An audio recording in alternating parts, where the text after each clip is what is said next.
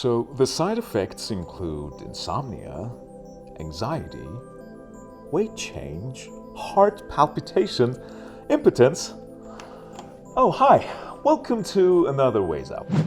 For better or worse, over 12% of Americans take some form of antidepressant. The drugs come with some serious side effects, but you gotta do what you gotta do, right?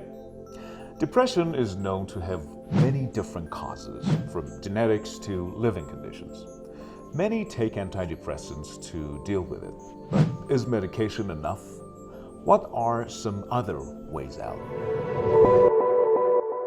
Well, it depends. Are you a believer?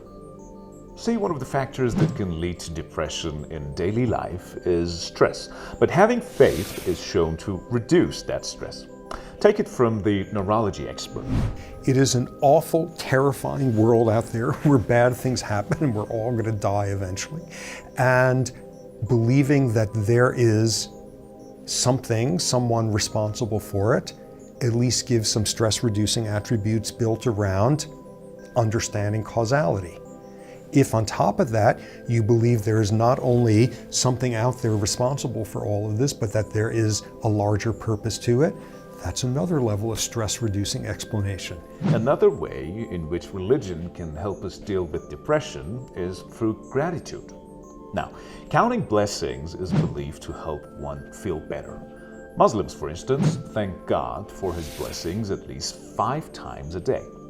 This gratitude is also directed to those around them, as they believe that showing gratitude to God requires expressing gratitude to his creation as well.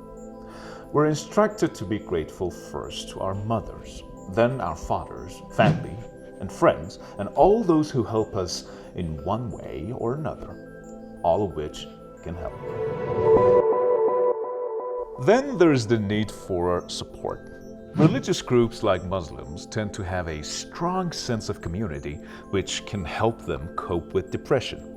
From the household to the local mosque, we're instructed to inquire about the well-being of our brothers and sisters.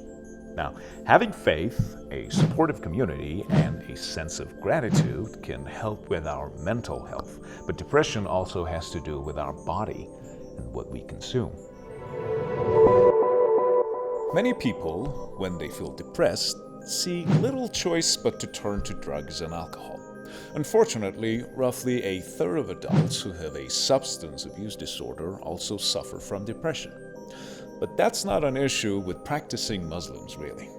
Everything which harms your health, be it drugs or alcohol, is strictly forbidden in Islam, which spurs Muslim nerves this. And then over time with the addiction, the brain gets used to having that external stimulant there, and what ends up happening is some of those dopamine receptors kind of get used to having that, and they end up either becoming less sensitive or less productive of dopamine, so that when you stop, your brain's not really ready for that, and that's a, sort of oversimplifies it, but it's a part of what is involved with withdrawal.